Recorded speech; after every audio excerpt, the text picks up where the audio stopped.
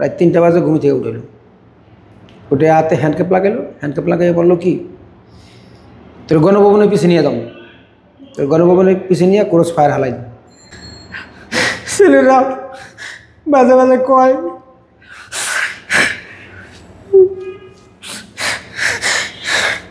আমরা রেজাল্ট ভালো কেমনে করবো, তুমি পরীক্ষার সময় আমার করে জেলে তোমার চিন্তা করবো না লেখাপড়া করবো। আসসালামু আলাইকুম রহমতুল্লাহ। আপনারা দেখছেন আমার সাথে এক ভাই বসে আছেন। ভাইয়ের নাম দাদন মিয়া। তিনি অনেক আগে থেকেই ঢাকার মোহাম্মদপুরের ঢাকা উদ্যানের নিচের দিকে একটা বেরিবাদের সাথে ওই রাস্তার সাথে একটা মসজিদ আছে, যেখানে তার ছোট্ট একটি দোকান ছিল। দোকান বলতে রেস্টুরেন্ট টাইপের দোকান, আমরা একদম সাপরা হোটেলই বলতে পারি। সেই দোকানে তিনি ভর্তা ভাত এগুলো বিক্রি করতেন। এলাকায় মোটামুটি একটা নামও ছিল, নামডাক ছিল, তার খাবারের মান ভালো, পরিষ্কার পরিচ্ছন্ন এরকম। ছোট সময় বাবা মা মারা যাওয়ার কারণে তিনি পড়াশোনাও করতে পারেননি। কিন্তু আজকে যে কারণে আপনাদের সামনে হাজির করেছি, ভাই পুলিশের খাতায় একজন দুর্ধর্ষ জামাত শিবির ক্যাডার, তার নামে অনেকগুলো মামলা। আসুন আমরা তার কাছ থেকেই শুনি। আসসালামু আলাইকুম দাদু, কেমন আছেন? জি আলহামদুলিল্লাহ। কি অবস্থা? আপনি কিভাবে মামলায় পড়তেন বা আসলে কি করতেন আগে সেইটা একটু যদি বলতেন। এরকম হোটেল দিয়ে শুরু করবো? জি, আপনি হোটেল দিয়ে শুরু করেন। মানে হোটেল বলতে যেরকম মনে করেন একটা একসালা একটা দোকান, ওই দোকানটা আর কি একটা ভাড়া নিলাম। প্রথম হলো 400 টাকা ভাড়া। জি, 400 টাকা ভাড়া নেওয়ার পর মনে করেন হোটেল কর্ম এরিয়া আমার নিয়ে 2জন মানুষ বসতে পারে এরকম করে একটা হোটেল দিলাম। অনেক কাজ চলবো না, আমি কই আল্লাহ ভরসা। তাই এই শুরু করলাম। শুরু করার পর থেকে এটা কত সনে, কত আগে? এটা হলো আপনার 2004 দিয়া। 2004-এর দিকে? হ্যাঁ, 2004 দিয়ে শুরু করলাম। তো করতে করতে আলহামদুলিল্লাহ কাস্টমার, আমি তো নিজে কিছু জানি না, অনেক কাস্টমার অভিজ্ঞতা দেয় যে ভাই আপনি ভর্তা বানান বা আপনি এমনি করেন, তা আমি এমনি করি। মোটামুটি করতে করতে করতে আমার ছোটো ছেলে ঢাকা না, তখন রামমারে নিয়ে আসে বাড়িতে। তখন আমি এমন অবস্থা, আমি তার ঢাকা যে রাখবো এমন অবস্থা নাই আমার, ঢাকাও রাখতে পারি না। তাহলে আমি চিন্তা করলাম আমি একটু ব্যবসা বাণিজ্য করি, ব্যবসা বাণিজ্য করলে একদিক হইবই আল্লাহ দিলে। তো এই শুরু করি না, আল্লাহ দিলে মনে করেন আমার ব্যবসা 7 মাসের মানে প্রথম দিয়েই আমি ফোন দিলাম আমার দেশে, আপনি চেনেন আমার সমন্দিরে। হ্যাঁ, ওই আমার সমন্দিরে বললাম ভাই আপনার বোনের রাইনা দেন, আমার শ্বশুরবাড়ি গেছে আমার স্ত্রী। তা বলার পরে কী করবা, আমি ভাই একটা হোটেল দিব, হোটেল দিলে তো রান্নাবান্না বাসা থেকে করলে আমার একটু সেফ, দেখি কী অবস্থা। তাই মিলে দিলে মোটামুটি আমার একটা টার্গেট ছিল যে এই নতুন এলাকা, এখানে আমি কী করলাম, প্রথম হোটেল চালু করার জন্য আমি কিছু ম্যাচ খাওয়ানো শুরু করলাম। তো অনেক ভাঙ্গারি দোকান ছিল, তারপর আপনার ওই গ্রিলের দোকান ছিল। তা আমি বুদ্ধি করে ওদের কাছে থেকে কিছু ম্যাচ সিস্টেম কাস্টমার জোগাইলাম, মাসে 800 টাকা করে।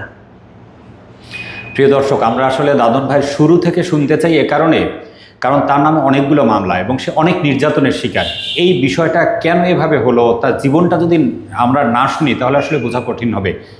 এজন্য আমরা একটু শুরু থেকে শুরু করেছি। জি বলেন। এখন মিলে দিলে এইভাবে করতে করতে করতে করতে যেরকম প্রথম 5 জন ম্যাচ দেওয়া শুরু করলাম, এরপরে প্রায় 1-1.5 বছরের পরে দিয়া একটু বড় করার চিন্তা করলাম। কাস্টমার আস্তে আস্তে মিলে দিলে বড় করতে করতে করতে করতে মোটামুটি এখন মনে করেন 3 টেবিল 4 টেবিল হয়ে গেছে। আমার প্ল্যান ছিল আমি অল্প পয়সায় ভালো জিনিস, বাস এরকম করতে করতে করতে করতে আপনি মনে করেন যখন 2 বছর বয়স হয়ে গেল, এখন আমার হোটেলে এরকম অবস্থা হয়েছে ওই মাসিক লোক প্রায় 30 জন। ও মানে মেসেজে খাওয়ায় না, 30 জন? প্রায় ওরা 30 জন এসে পড়ছে। তা 30 জন আসছে। এখন আমার এই বাইরে কাস্টমার মার্শাল্লাহ একবারে ভালো কিছু জমছে। মনে করেন আপনার ওদিকে মিনা বাজার, ওদিকে আপনার সুইচ গেট, ওদিক থেকে কাস্টমার পর্যন্ত আয়া পড়ে আমার এখানে দুপুরে ভাত খাইতে, দুপুরে বিশেষ করে। রান্না আপনার ভাবি করে, আপনার ভাবির সাথে একটা মহিলা রেখে দিয়েছি। অনেক ছোটো ছেলে, কেবল 6 মাস 1 বছর 1.5 বছর বয়স। আপনার ভাবি তো একা রান্না করে হাত তারে না, কারণ ভাত দুপুরে মনে করেন 15 কেজি 20 কেজি হলে ভাত পাকাইতে হয়। আলহামদুলিল্লাহ। হোটেল আলহামদুলিল্লাহ উন্নতি আল্লাহ উন্নতি হয়, উন্নতি করি। আশেপাশে যে মানুষ আছে সবাই দেখেন না ব্যবসা বাণিজ্য ভালো। তবে এখানে ব্যবসা বাণিজ্য ভালো, অনেকের মনে করেন যারা, আমি একটা দল করি, দলটা কীরকম, যেরকম আমি একটু জামাতের সাপোর্ট করি। এদের সাথে ভাই ব্রাদার আছে, এরা নামাজ টামাজ পড়ে, এদের সাথে একটু বসি, এদের সাথে একটু যাই, বা এদের দোকানে আইলে সালাম কালাম দেই। এই জিনিস দেখা যেরকম 2010-এ তারা আমাকে টার্গেট করলো, 2010-এর পর থেকে তারা আমাদের টার্গেট করলো। যেহেতু আমলিগ ক্ষমতা এসে বললো, আমলিগ ক্ষমতা আসার পরে তারা আমার টার্গেট করলো কি এই লোক এটা করছে, এই লোকের এন করুন তেন করুন মিলিয়ে দিলে তারা বিভিন্নটা মানে ষড়যন্ত্র আমার বিরুদ্ধে খাড়াই হোক। তো প্রথম যে গ্রেপ্তার হইলাম, প্রথম গ্রেপ্তার হইলাম হলো আপনার আদাবর থানায়। এটা কত সনে? এটা হলো 2012 প্রথম দিয়া। 12-তে আপনি যে অ্যারেস্ট হয়েছেন, অ্যারেস্ট হওয়ার ঘটনাটা একটু বলেন, কেমনে কি অ্যারেস্ট হইলেন, কোথা থেকে হইলেন? অ্যারেস্ট হলো, প্রথম অ্যারেস্ট হলো আমার আপনার আদাবর থানার পুলিশ করলো আমার। যে কোনো তাদের ওই রাজনীতি ছুটতে তারা বললো আপনার হোটেলে বহুদিন খাইছি, এক পুলিশ এসআই, আমার নাম মন নাই, আমার এখানে অনেক দিন খাইছে, ভাত খাইছে। ফট করে একদিনগুলো আইসা আমার বললো কি সাইডে গাড়ি রেখা আমারে ওই যারা ধরাই দিছে, যারা কী কয় ধরাই করে, এক লোক সিভিল টাইম এলাকা থাকে, কয় আপনার স্যার একটু রাখে। তা আমি গেলাম, যাওয়ার সাথে সাথে সারে গেল পান দোকানে সিগারেট খাইতে। আমারে যাওয়ার সাথে সাথে পুলিশ আমার টান দা কয় বসে নেই, বসার সাথে সাথে আমারে গাড়ি লক করে দিল। গাড়ি লক করে দিয়া গাড়ি টান দিল, পুলিশ অফিসার আইলো। আমি বললাম স্যার কী ব্যাপার? কয় তোমার নামে অনেক অভিযোগ আছে, তুমি অমুক তুমি অমুক। আমি বললাম স্যার আমি কীরকম, আপনি মানে চেনেন না, আপনি আমার এখানে সবসময় ভাত খান। কহ আমি তোমার এখানে ভাত খাইছি, তোমার এখানে অনেক দিন ঘুরছি, তোমাকে তোমার সম্বন্ধে সব জানার জন্য। তা আমি স্যার আমি কী করলাম? কয় কী করলাম? তোমাকে থানায় গিয়ে তোমাকে বুঝাবো। তো এইভাবে তারা প্রথম আমাকে নিয়ে গেল, নিয়ে যাওয়ার পরে মনে করেন। আপনি কি এই যে ধরা পড়ছেন, এর আগে কিন্তু কোনো মিছিল টিছিলে গেছেন, মারামারি হয়েছে বা ভাঙচুর করছেন, এরকম কোনো ইতিহাস আছে? না না না, আমার নামে ভাঙচুর বা কোনো মিছিল টিছিলে যে ভাঙচুর করছেন এরকম? না না না, এরকম কোনো নাই। তবে আমাকে এরকম 2012-র পরে এরকম আমাকে বানানো হয়েছে। থানায় গিয়ে কি হলো? থানায় গিয়ে মোটামুটি ওইভাবে মিলে ঝেলিয়া মনে করেন প্রায় তখন তো শুরুকাল মানে শুরু আর কি। হ্যাঁ, দরপাকা কেবল শুরু। থানার পুলিশ কিছু টাকা পয়সা খাইলো আমার। তো টাকা পয়সা খাইয়া বললো কি যে কোনো সমস্যা নাই, তোমাকে ছোটো একটু কেস দিয়ে দিছি, তাতে তুমি অল্প দিনে আয় করতে। কত টাকা মনে আছে? হ্যাঁ, কত? তাকে আমি 10,000 টাকা দিয়েছি। 10,000 টাকা? 10,000 টাকা দিছি। 2012-তে 10,000 টাকা একদম কম না? হ্যাঁ, অনেক টাকা। আমাকে কেসটা যেমন রাজনীতি থেকে একটু নর্মাল করে দিয়েছে, পাঁচানি কেস দিয়ে দিয়েছে। তাতে আমি 15-16 দিন জেল খাটছি। 15-16 দিন জেল খাটার পরে মোটামুটি এখন বাইরে আসলাম। আসার পরে আবার মনে করেন আপনার যে আমার কেসের আয়ু হে আবার আইছে আমার কাছে। আইসা গাছ বইলে বলতেছে ভাই আপনি তো আমার আসামি, আপনার কেস আমার কাছে, কী করতে হবে স্যার? আমাকে আপনি 10,000 টাকা দিতে হবে। স্যার আমি 10,000 টাকা কেমনে দিন? দেখেন আমার দোকানের কী অবস্থা, আমি 10,000 টাকা আপনি কেমনে দিন বলেন? কারণ আমাকে 10,000 টাকা না দিলে আপনাকে আমি কেস এমনভাবে দিব, আপনি এই কেস আপনার 6 বছর পর্যন্ত চলবো। তা যাক, তার লাগে কন্ট্যাক্ট করে তারও মনে করেন 5,000 টাকা দিলাম। তবে সে 5,000 টাকা খাইছে, 5,000 টাকা খাইয়া সে কাজ করছে। এটা আমার কাছে একটা ভালো লাগছে, কারণ ঘোরাফেরা। তো আমি প্রথম হাজিরাই, দ্বিতীয় হাজিরাই আমার কেস ওটা শেষ হয়ে গেছে। তো অনেক ওই যে কথা বললাম যে কিছু আওয়ামী লীগের লোকজন, আমি হয়তো দেখা গেছে জামাতের একটা খাবার অর্ডার দিছে, এই খাবারটা আমি পাক করছি। এ তো আমার দোষের কিছু নেই। না দোষের কিছু না, আপনার ব্যবসা। আমি ব্যবসা করি, বা জামাতের এক ভাই বেড়াদার এলাকায় নামাজ পড়ে আমার ডাক দেয়, হয়তো আমি নামাজে যাই, তাদের সাথে যাই, কথাবার্তা বলি। এটাই হলো মেন আমলিগের যারা আমার মানে দুশ্মন বলতে কি, তারা তাদের হিসাব হলো আমরা হোটেলে খাই, আমার থেকে পয়সা নেয় কেন, ও তাকে উদ্যোগ হলো এটা, মানে আমরা আওয়ামী লীগ করি, ক্ষমতায় আছি, আমাদের কাছে পয়সা নিবে কেন? পয়সা নিবে কেন, মানে তাদের প্ল্যান প্রোগ্রাম হলো এইটা, আমাদের কাছে টাকা দাবি করুক। অনেক সময় চাইও না, উপায় নাই, চাইলে মনে করেন ব্যবসা বাণিজ্য করতে পারবো না, বিষয় হলো এরকম। কারণ আপনারা আমাকে টার্গেটে ফালাই দিল। এরপরে আবার অ্যারেস্ট হয়েছেন কত সনে? এরপরে আপনার 2013-তে। কীভাবে অ্যারেস্ট হলেন এটা? 2013-তে মনে করেন আপনার ওই আপনার আমি দোকানে বসে রয়েছি, তারা 2-5 4জন অফিসারই আছে, সিভিল টিম 4জন অফিসারই, 2টা গাড়ি। তারা এসে আমাকে বলছে কোনো কথা বলবেন না, আমাকে ফেলে পিস্তল দেখায়, আমাদের সবার সাথে পিস্তল আছে, আস্তে করে আমাদের সাথে হাইটা দেবেন না, আপনার নামে অনেক অভিযোগ আছে। তা আমি বললাম স্যার কী অভিযোগ? অভিযোগ সব আপনার থানায় গিয়ে প্রমাণ হবে। ঠিক আছে, গেলাম, যাওয়ার পরে এই সময় মনে করেন আপনার এটা কি আদাবরে না মোহাম্মদপুরে? এটা মোহাম্মদপুরে। এটা মোহাম্মদপুরে। তো মোহাম্মদপুরে গেলাম, যাওয়ার পরে আমাকে মনে করেন আপনার তারা রিমান্ডে নিল। রিমান্ড মানি তো বাংলাদেশের পুলিশ মানে টাকা, রিমান্ড মানি টাকা দিলে মনে টাকা দিতে হবে। কোর্টে নিছিল, কোর্টে নিয়ে রিমান্ড নিছে মানে ওরা কোর্টে কয়দিনের রিমান্ড চাইছিল? 2 দিনের। 2 দিন চাইছে? কয়দিন চাইছে তারা? 5 দিনের রিমান্ড চাইছে, আর 2 দিন দিছে। 2 দিন দিছে। তো 2 দিনের রিমান্ড দিয়া। ওই মামলাটা কিসের ছিল, কি অভিযোগ ছিল? ভাঙচুর বা অগ্নিসংযোগ এরকম কিছু মনে আছে? কি মামলা এটা? এই 2013 সালে ছিল যেই মামলাটা ছিল, এটা হলো আপনার ওই বিএনপি এই মানে আওয়ামী লীগের আমলে ওই আমাদের ভেরিবান্ধের এলাকায় একটা মিছিল হয়েছিল। কারা করছিল, বিএনপি না জামাত? এটা বিএনপি করছিল। বিএনপি করছিল। ওই কেস খালেদা জিয়ার সহকার। ও এই মামলায় খালেদা জিয়াও আসামি? খালেদা জিয়ার সহকার আমার আসামি। যেহেতু আমি তো আর জানি না খালেদা জিয়া সহকার কেমনে, আমার দল কেমন, এ তো জানি না। তা উকিল আমাকে বললো যে আপনার মামলায় খালেদা জিয়াও আছে, আপনি জানেন, আপনি কত ভাগ্য ভালো। আমি বললাম কি আপনার বড় নেতা? বললো আপনার মামলায় খালেদা জিয়াও আছে। আপনার মামলায় আপনার চার্জশিট তো আর করেন নাই, আমরা চার্জশিট উড়াইছি, উড়াই দেখলাম আপনার মামলায় খালেদা জিয়াও আছে। রিমান্ড আইনে কি করলো এরপরে? বিরিয়াল বাড়ি একটা ঘরের ভিতরে ওরা এমন কিছু করে যে আপনাকে যদি মারে, লাঠি দিয়ে একবার মারে, আপনার এই একটা বাড়ি দিলে ব্যথা পাইবেন, 10টা বাড়ি দিলে ব্যথা পাইবেন। ব্যথা তো আপনার মনে করেন লাগে। পরে ওরা লাঠি নিয়ে আমাকে বললো কি এটা তোর স্যাম্পল, মানে একটা বাড়ি দিছে? বললো কি এটা তোমার স্যাম্পল করলাম, তোমার লোকজন কে আছে থাকলে আনো। তা আমি মনে করেন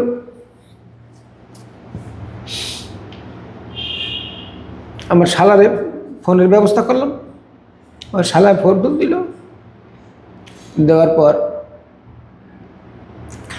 ও আইলো, যাওয়ার পরে ও অভিযান করলো, ওরা মেকআপ ফেকআপ করলো, কিছু টাকা পয়সা দিল, দেওয়ার পরে আর এখন পরে আর মারলো না, টাকা পয়সা দিল। পরে একদিন মানে রিমান্ড তো কোর্টে গেলে, কোর্টে থেকে আনার পর এটা হলো প্রথম দিন, দ্বিতীয় দিন মোকারমে রেখা ওরা আবার পাঠাই দেয় কোর্টে, মানে জেলখানায় পাঠাই দেয়। তার বেশি মালা ঢালো না, বয়ঠাই দেওয়া হলো, মারে 2-4টা বাড়ি, মানে এরকম মানে বিষয় হলো কীরকম ভাই, একজন মানুষের যদি হাতে হ্যান্ডকাপ পরানো থাকে তখন তারা মারলে তো কিছু বলার থাকে না। হ্যান্ডকাপ পরাই মারছে? ওরা তো হ্যান্ডকাপ পরে আমাকে, মানে এটা হলো আপনার 2013 সালের 13 ঘটনা। 13 সালে আপনার মনে করেন 4 মাস খাইতে আইলাম, 4 মাস খাড়ার পরে আপনার এই 4 মাস জেল খাইতে বাইরে এলাম। বাইরানোর পরে আবার 2014 দিয়া 2014 এই যে 4 মাস জেল খাটলেন, এই সময় আপনার ব্যবসা বাণিজ্য কে চালাইছে? ব্যবসা বাণিজ্য ওই আপনার ভাবি হাল ধরছে, ছেলেরা কিছু মিলে জেলে ক্ষতি তো হয়েছে। ক্ষতি বলতে ক্ষতির কথা তো বলা যাবে না ভাই। ক্ষতি বলতে একটা প্রতিষ্ঠানের মালিক নেই, তার প্রতিষ্ঠানটা চলে কেমন? সেটা ছোট ছোট বাচ্চারা, ওরাও তো বড় না। আমার বড় ছেলে ক্লাস 8-এ পড়ে, মেজো ছেলে 7-এ, ছোটজন ক্লাস 5-এ। এখন তারা ব্যবসা বাণিজ্য কেমনে কী করবো, তাদের তো সম্ভব না। তা আমি মিলিয়ে দিলে বললাম, ব্যাপার তোমরা ব্যবসা বাণিজ্য করো টুকটাক করে, তোমার আম্মুরে নিয়ে যেটা পাক তো বাসাই হয়, কর্মচারী ওদিকে একজন আছে, এখন জেলে থাকতেই বলছেন? হ্যাঁ, দেখা করতে গেছে তখন বলে দিই, হ্যাঁ, যে তুমি জেলে তোমরা ব্যবসা বাণিজ্য করো, আস্তে আস্তে করো, দেখো কি অবস্থা। আমি তো বাইরেই যাবো, আল্লাহ দিলে থাকবো তো না ভিতরে। তো মিলে দিলে 3-4 মাস চললো, টাইনে হাসরাই মোটামুটি চললো, দেনাপেনা হইলাম। বাইরে আবার মনে করেন দেনাপেনা শোধ করলাম, কিছু দিলাম ঠিলাম, দেওয়ার পর আবার মনে করেন 2014 দিয়া জামার শিবিরে একটা গণ্ডগোল শুরু হইল। শুরু হওয়ার সাথে সাথেই একটা ছেলে আমাকে দেখাই দিয়েছে এ জামার শিবির করে।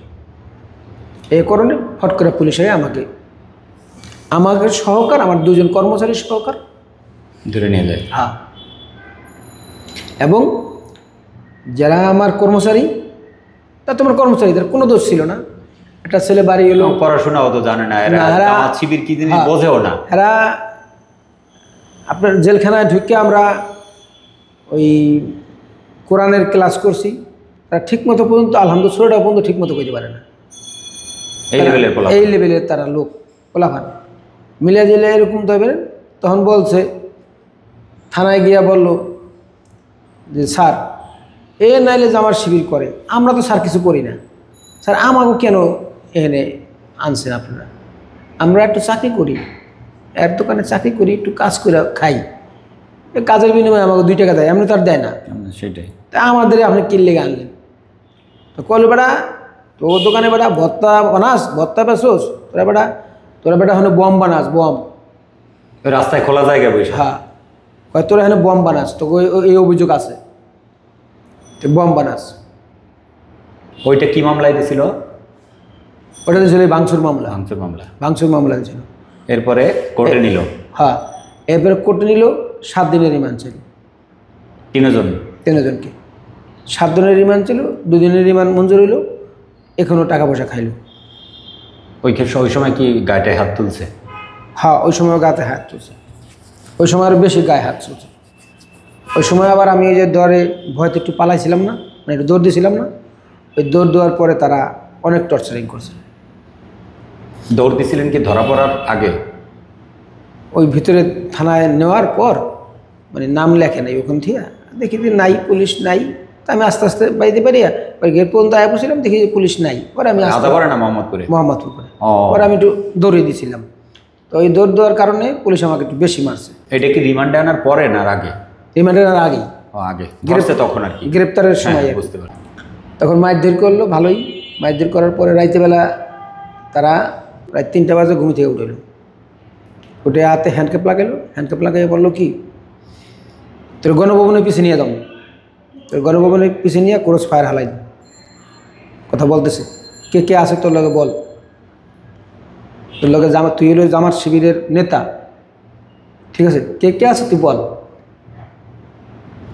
তো বললাম স্যার আমার সাথে কে কে আছে আপনি বলতেছেন, আমি তো আসলে জামার শিবির করি না স্যার, আপনারা আমাকে এরকম বললে তার হবে না।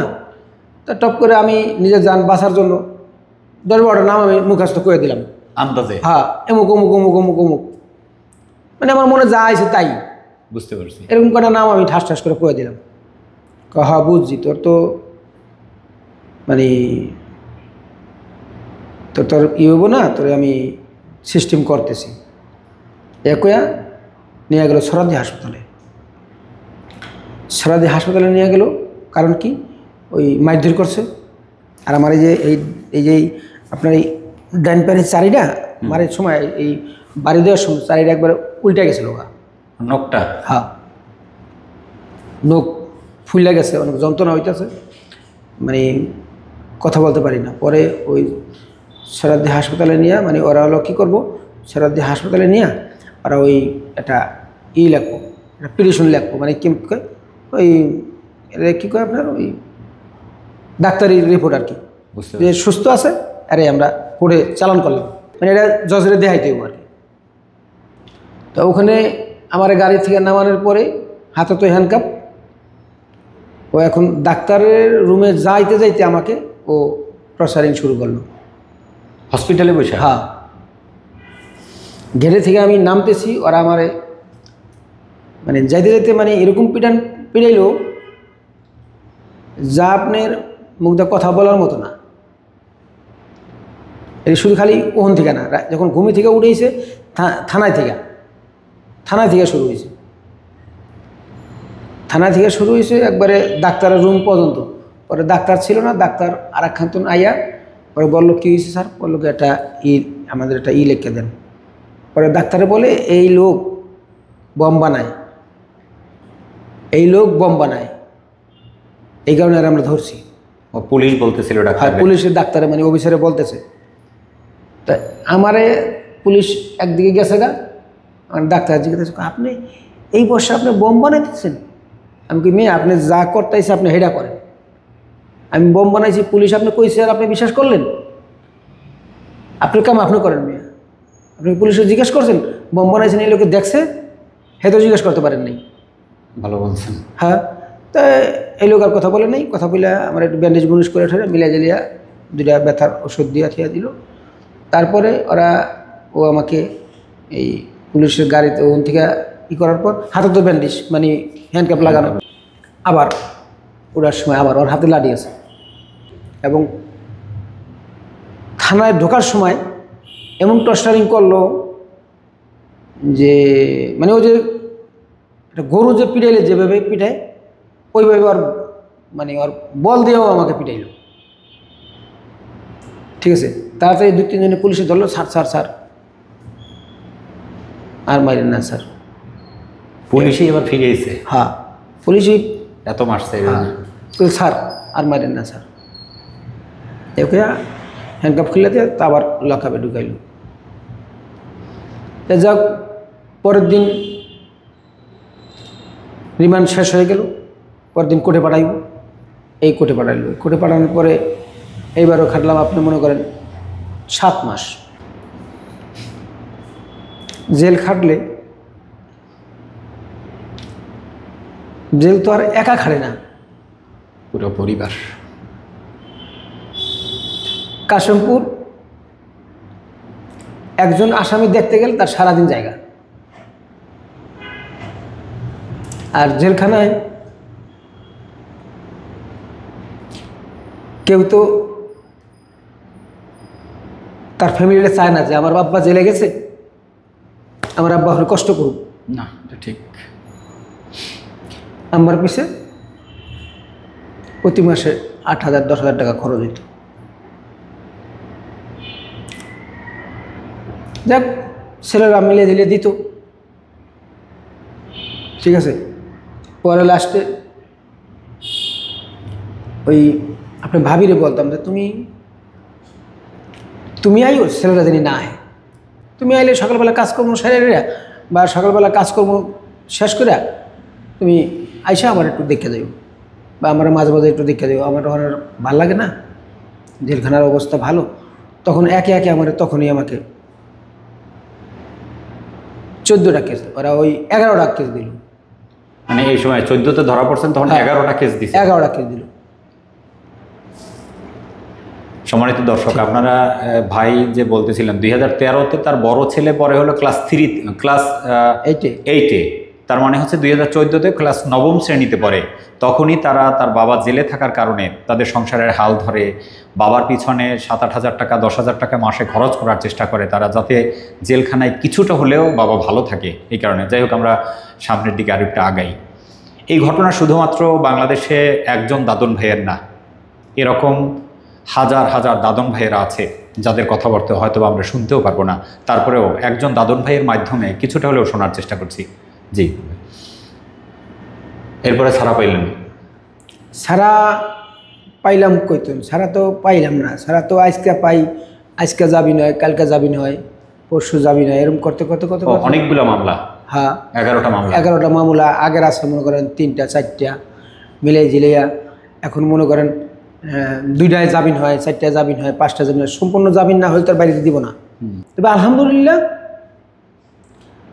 আমি কাশিমপুরে 3-4 মাস প্রায় ছিলাম। এই 4 মাস থাকার কারণে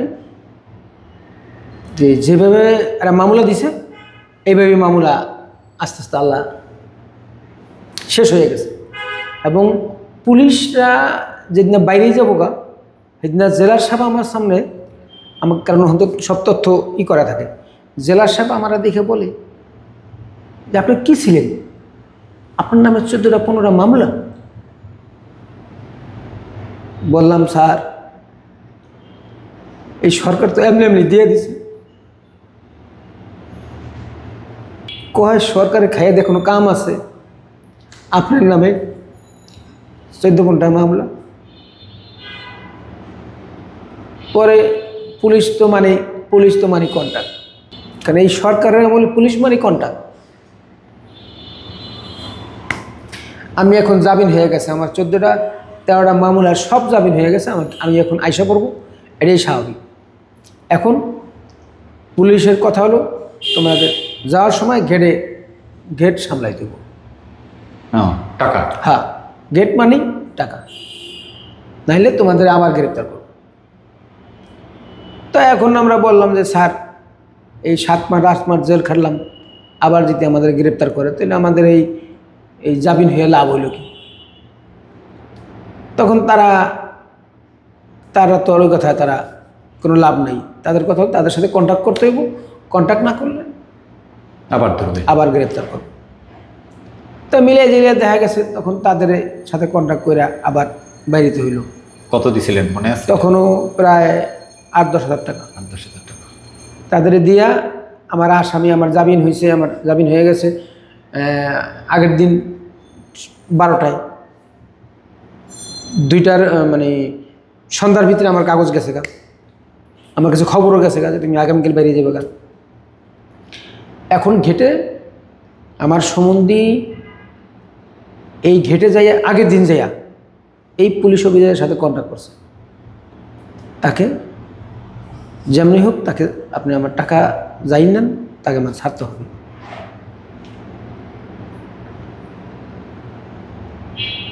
বললো আমার বোনইয়া স্যার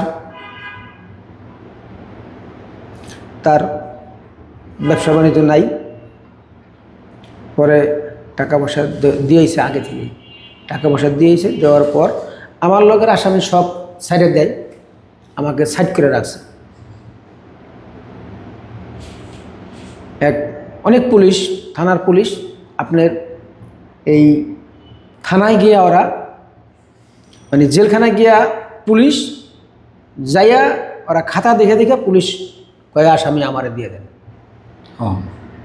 পুলিশ এইভাবে বলে, কয়ে আসামি আমাকে দিয়ে দেন, আপনার তো জামিন হয়ে গেছে। পুলিশ থানায় থেকে যায় এভাবে বলে, মানে জেলখানা থেকে তালিকা দেখে নিয়ে আসে, তালিকা দেখে নিয়ে আসে, রিঅ্যারেস্ট করে। হ্যাঁ, রিঅ্যারেস্ট করে। তা আমার বেলাটা ওই যে টাকা খাইছে, আমার বেলাটা আমারে বলছে যে মানে ওখানে ওই যে ভিতরে কয়েদিরা তো এটা নিয়ন্ত্রণ করে, কয়েদিরা বলছে আপনাকে লাঞ্চের পরে নেওয়া হবে, 2টার পরে। আর যারা সকালবেলায় তো ডাকে, ফজরের নামাজের পরে পরে ওই আসামি ডেকে বাই করে দেবো, ডাকে। আর আমাকে ওইভাবে নেয়নি, আমাকে নিচে লাঞ্চের পর 2টার পরে গেছি, 3টার পরে আমার নিয়ে এক সাইডে বহাই রাখছে। বহাই রাখার পর আসরের নামাজের পরে পরে দিয়া আমার সম্বন্ধী গেছে, আমার বড় ছেলে গেছে। যাওয়ার পরে ফোন দিছে, আইছে, তারপরে তারা আমার সম্বন্ধীর হাতে পুষাই দিছে। মানে বোঝা গেল যে ও আমার তুমি টাকা খাইছে, টাকার কাজ করছে আর কি। বুঝতে পারছি। টাকা খাইয়া বাইরে এলাম, বাণিজ্য তো নাই, ব্যবসা বাণিজ্য। হোটেল অলরেডি বন্ধ হয়ে গেছে না? তখনও চলে? তখনও হোটেল চলে। আমি আপনার ভাবিকে একটা কথা বলছিলাম যে হোটেলে ঝাঁপ বন্ধ করো না, চালাই রাখো। হ্যাঁ, যেমনি পারো দেনা হোক চালাও, আল্লাহ ভরসা, তুমি চালাই রাখো। তা আপনার ভাবি ওরকম ভূমিকা নিয়ে ঠেয়া মিলাই ঝেলিয়া ওই ছোট্ট বাচ্চাদের নিয়ে এরপর চালাইছে। হ্যাঁ, ওই ছেলেকে নিয়ে ঠিয়া চালাইলো, মার্শাল্লাহ চললো, দেনাফেনা হইলো। দেনাফেনা হইলে পরে আমি আইসা মনে করেন আলহামদুলিল্লাহ আমার যোগ্যতায় আমি মিলাই দিলি, আবার মনে করেন হেডি শেষ করে দিলাম। শেষ করার পরে এখন তো হাজিরা আপনার মনে করেন সপ্তাহে নর্মালি 3 দিন যাইতে হয়, সপ্তাহে 3 দিন, সপ্তাহে 3 দিন। আর কোর্টে গেলে তো একদিন গেলে ওই দিন শেষ। ওই দিন শেষ, কোনো কোনো দিন 4 দিনও যাইতে হয়। তাই 2-1 দিন যাই না, যেহেতু উকিল পরিচিত হয়ে গেছে, উকিলে ওটা ম্যানেজ করে। অনেক সময় যাই না, তো অনেক সময় যাই না, পারি না যাইতে, কারণ কষ্ট হয়, ব্যবসা বাণিজ্য মিলাই জালিয়া কষ্ট হয়। এখন আমার রানিং কেস হলো 14টা। এখন এখন না, মানে তখন ওই সময় 14 সালে 2015 মনে হয় হয়ে গেছে। 14 শেষ, 14তে ঢুকছি, 15তে বাইরে গেছি। 14টা কেস বাইরে এলাম। এখন 2018 সালে নির্বাচন হলো না? জি, 2018 সালে নির্বাচন এই ঘটনা গেল, আস্তে আস্তে যাই হাজিরা দিয়ে ঠেই আই ঠেই। এখন আমি এই এলাকার কী হয়েছি, জামাতের সবচেয়ে বড় নেতা। আমি এই এলাকার জামাতের সবচেয়ে বড় নেতা। কিন্তু জামাতের লোকজনও তো আসলে জানে না যে আপনি এত বড় জামাতের নেতা। লোকজনও জানে না, আর আমি তো নিজে আসলে জানিই না। ঠিক আছে, কারণ অনেক পুলিশকে আমি বলছি, শোনেন আপনি আমাকে যে জামাতের কেস দিলেন, জামার শিবির তো এরা তো অনেক শিক্ষিত, আমার এই কিছুই নেই। আপনারা আমাকে এইভাবে জামাত বানাইয়া আমাকে আপনারা খাড়া করে থুয়ে দিলেন, এটা আসলে আপনারা ঠিক করেন নাই আমাকে।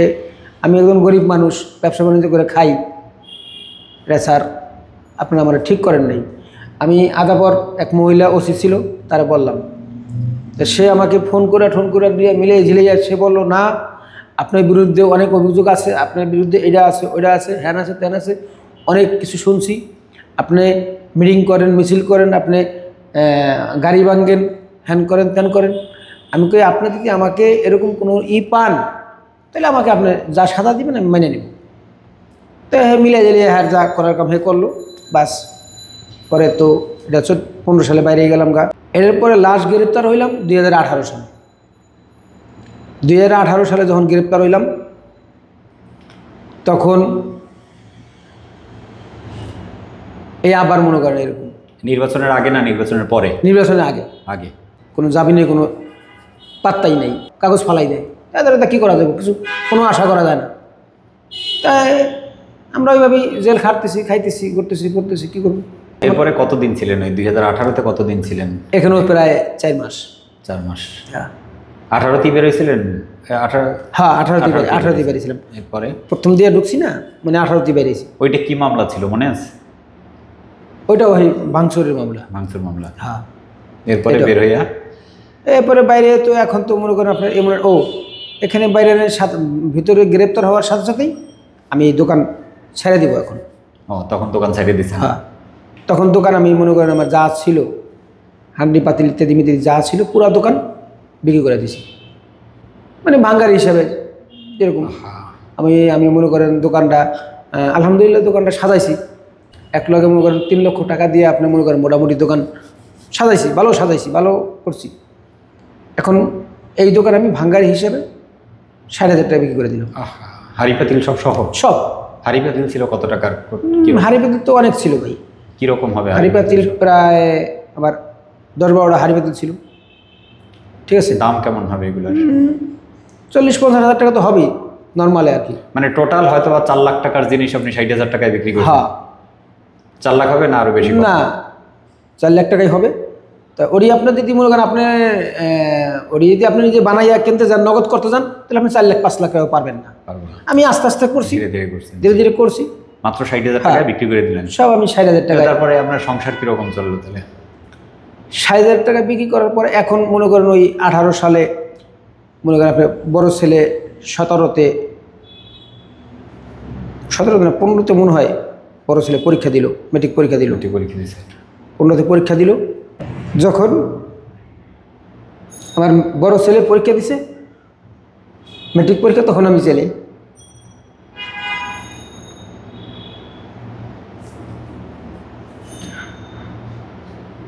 মেজো ছেলে যখন পরীক্ষা দিছে তখনও আমি জেলে।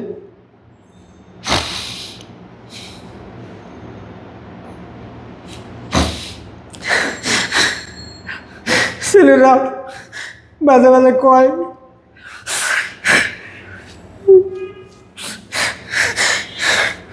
আমরা রেজাল্ট ভালো কেমনে করবো, তুমি পরীক্ষার সময় আমার করে ছেলে তোমার চিন্তা করব না লেখাপড়া করব না ব্যবসা করব। আমি কি বাবা বাইকে ছিল কী করবো কো, আমি তো আলহামদুলিল্লাহ আমি তোমার করে লেখাপড়া কম বেশি শিখেছি, সারি নেই। আমারে যারা গ্রেফতার করেছে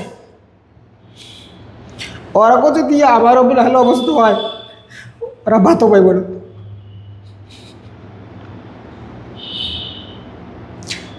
কারণ আমি অন্যায়ভাবে কিছু করি নেই যে আমি একটা গাড়ি ভাঙছি বা আমি একটা কিছু করছি, আমাকে হেতুর পুলিশ ধরছে, আমাকে একটা কেস দিছে, আমি স্বীকার করতে হবে হ্যাঁ আমি দোষ, আমি তো এর ভিতরে জড়িত না। আমাকে ধরছে, শুধু আমাকে ধরে নাই, আমার পুরো ফ্যামিলিটাকে শেষ করে দিয়েছে একদম। তারা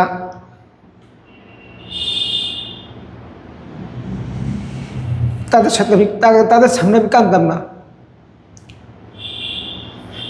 আপনার ভাবি জেলে গেলে চোখের পরি ভাইয়া ভাইয়া পড়তো, আমি কি হয়েছে তোমার, তুমি কান্দো কা, আমি তো ভালো আছি।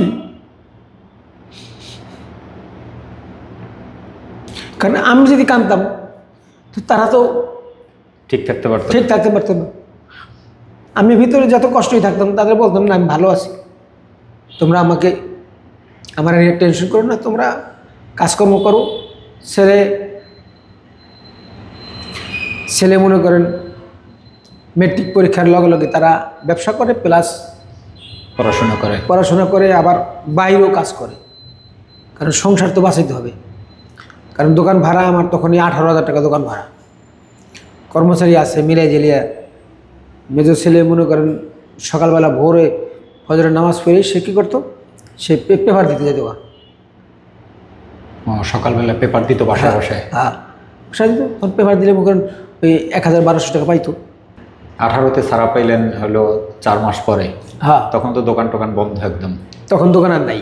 ছাড়ার পরে কি করলেন? ছাড়ার পরে বাইরে এখন আমার একটা শখ হলো যে আমি ঢাকায় থাকবো না, আমি ব্যবসা বাণিজ্য দেশে দেখি এটা কি এটা ব্যবসা যাবেন। এখন যে কোনো কাজ একটা শিক্ষা যদি দেয় স্বাভাবিক মার খায়। একটা আসলে একটা ফার্ম দিয়েছিলাম, হাঁসের ফার্মটা আমি আসলে লাভবান হই নাই, লস খাইছি। যাক তারপরে এখন তো আমার সংসার বাঁচাইতে হবে, তখন মনে করেন ওই ছেলেদের উপরে নির্ভর করছে কামাই। ছেলেরা তখন বড় ছেলে মনে করেন ইন্টার পাস করে আর লেখাপড়া করলো না, মেজর ছেলে লেখাপড়া সে তার লেখাপড়া চলছেই, সে গতবারে আপনার অনার্স ফাইনাল দিছে। এখন ছেলেদের উপরে নির্ভর করে, আমি কোনো কাজকর্ম করি না মোটামুটি। এখন তো আর সংসারে তো আর বৈশাখ খাওয়া যায় না, খরচ তো আর কম না ভাই। তা আমি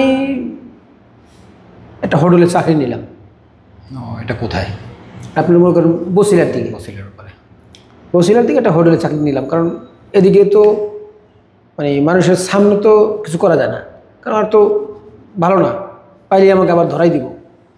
তো হোটেলে চাকরি নিয়ে দূরে চাকরি নিয়ে, যেমন সকালে ফজরের নামাজ পড়ে বাইরেই যাই, আবার মনে করেন 12টার দিকে আইসা পড়ি, আইসা কোনোরকম খাওয়া দাওয়া করে একটু ঘুম দিয়ে আবার জায়গা, আবার মনে করেন রাত 8টা 9টা 10টার দিকে আসি। ঠিক আছে, এইভাবে মনে করেন চলতেছে। এখন তো মনে করেন আপনার আমি এই দেশের চোর আসামি, যার 17টা মামলা। কতটা এখন মোট 17টা মামলা। এখন 17টা মামলা আমাকে এখন আপনি মনে করেন সপ্তাহে যদি আমার 5 দিন হাজিরা পড়ে তো আমার আর কোনো কাজ করা সম্ভব না। মানে 30 দিনের মধ্যে 20 দিনই কোর্টে থাকা লাগে। 20 দিনই কোর্টে থাকা লাগে। এখন আপনি কি করবেন?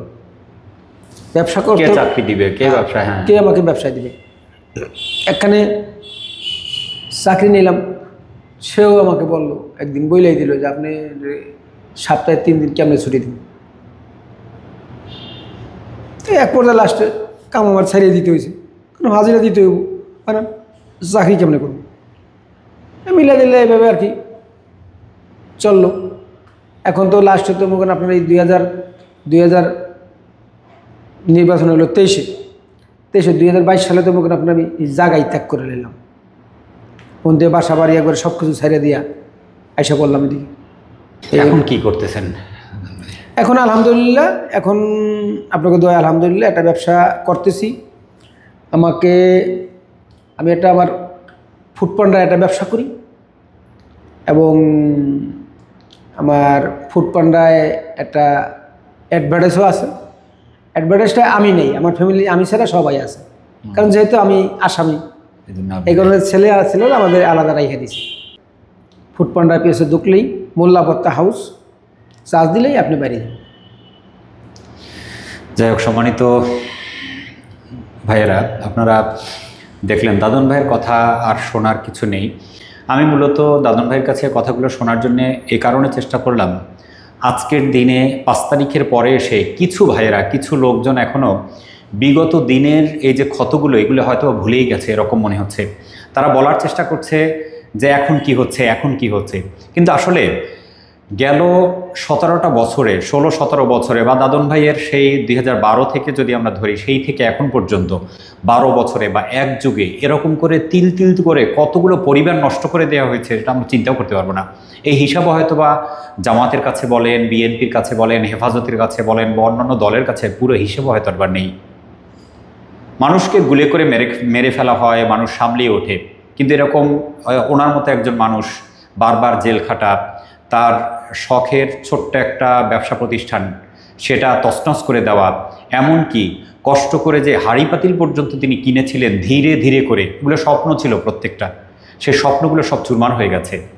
4-5 লাখ টাকার জিনিস মাত্র 60,000 টাকায় বিক্রি করে তার সংসার পর চালানো লাগছে। শুধু কি তাই, তিনি যেটা বলতেছিলেন, তার সন্তানেরা, তিনি জেলখানায় সেই অবস্থায় তারা পরীক্ষা দিয়েছে, তাদের কষ্ট হচ্ছে, তাদের রেজাল্ট তারা ভালো করতে পারেনি।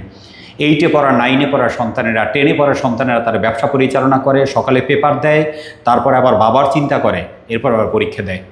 বড় ছেলের পড়াশোনাই ঠিকমতো আর হয়নি, ইন্টার পাশের পরে। ছোট ছেলে আলহামদুলিল্লাহ পড়াশোনা করছে। ভাই এখন তার সাথে আগেই কথা হচ্ছিল, তিনি খাবার রান্না করেন ঘরে বসে, টুকটাক ভর্তা বা অন্যান্য খাবার রান্না করেন, সেই দিয়ে ফুড পান্ডার মাধ্যমে তিনি ডেলিভারি দেন। এই থেকে সামান্য কিছু ইনকাম হয়, তাই দিয়ে তার এখনও সংসার চলে। বয়সও একদম কম হয়নি, ছেলেরা বড় হয়েছে, বড় ছেলে বিয়েও করেছে, এখনও সংসার চালানো তার জন্য খুব কঠিন। আমি বিনয়ের সাথে অনুরোধ করতে চাই, আপনারা এই যে ভিডিওটা দেখলেন, এদের শিক্ষা গ্রহণ করবেন। এরকম জুলুমের শিকার বাংলাদেশে বহু মানুষ, বহু ভাই এবং বোনেরা, যারা শেষ হয়ে গেছে, নিঃস্ব হয়ে গেছে, মানুষের কাছে চাইতেও পারে না, মুখ ফুটে বলতেও পারে না। দাদন ভাই পড়াশোনা না জানলেও তার আত্মসম্মান বোধ অনেক বেশি, কারোর কাছে কোনোদিন হাত পাতেন নাই, আমি যতটুকু জানি। কিন্তু আল্লাহ তাআলা রব্বুল আলামিন সূরা বাকারার একটা আয়াতে বলেছেন, তোমাদের দান ওই ব্যক্তিরা বেশি পাওয়ার অধিকারী যারা মানুষের কাছে চাইতে পারে না। কিন্তু আবার যারা বোঝে না, মুমিনদেরকে বলা হয়েছে যে এদের চেহারা দেখলে চেহারায় তাদের কষ্টের চিহ্ন ফুটে ওঠে, তাদের চেহারা দেখলে বোঝা যায়। যারা বোঝে না তারা মানে অজ্ঞ, একথা আল্লাহ তাআলা রব্বুল আলামিন বলেছেন। সম্মানিত ভাইরা, আসুন আমরা এই ভিডিওটি শেয়ার করব এবং মানুষকে জানানোর চেষ্টা করব যে বিগত দিনের জালিম সরকার কিভাবে মানুষকে নির্যাতন করেছে, শারীরিক কিভাবে মানুষকে নির্যাতন করেছে, মানসিকভাবে কিভাবে মানুষকে তিল করে শেষ করে দেওয়া হয়েছে। দাদন ভাইয়ের অপরাধ শুধুমাত্র জামাতের একটা ইউনিটে তিনি বসতেন, ইউনিটে মাঝে মাঝে বসতেন, সেখানে কোরআন শিখতেন, সলাৎ শিখতেন, 5 ওয়াক্ত সলাৎ জামাতে আদায় করতেন। এই ইউনিটে বসাই তার অপরাধ ছিল, তার কোনো দায়িত্ব ছিল না, ছোট্ট একটা দায়িত্বও ছিল না। তিনি পড়াশোনায় জানেন না, কিছুদিন রিপোর্ট রেখেছেন, সেটাও তার সন্তানাদির মাধ্যমে কিছু রেখেছেন, জামাতের রিপোর্ট, পড়াশোনা করতে পারেন না। সম্মানিত ভাইরা, আসুন আমরা এইসব ভাইদের পাশে দাঁড়াই এবং এ থেকে শিক্ষা গ্রহণ করি। আল্লাহ তাআলা রব্বুল আলামিন আমাদের এইসব ভাইদের, যারা নির্যাতিত, যারা মজলুম, তাদেরকে এইসব ক্ষতি পুষিয়ে ওঠার তৌফিক দান করুন। আল্লাহ তাআলা রব্বুল আলামিন বাংলাদেশে এমন পরিবেশ আর ফিরে না আসে, এ ব্যবস্থা করে দিন। আমিন। আসসালামু আলাইকুম ওয়া রাহমাতুল্লাহি ওয়া বারাকাতুহু।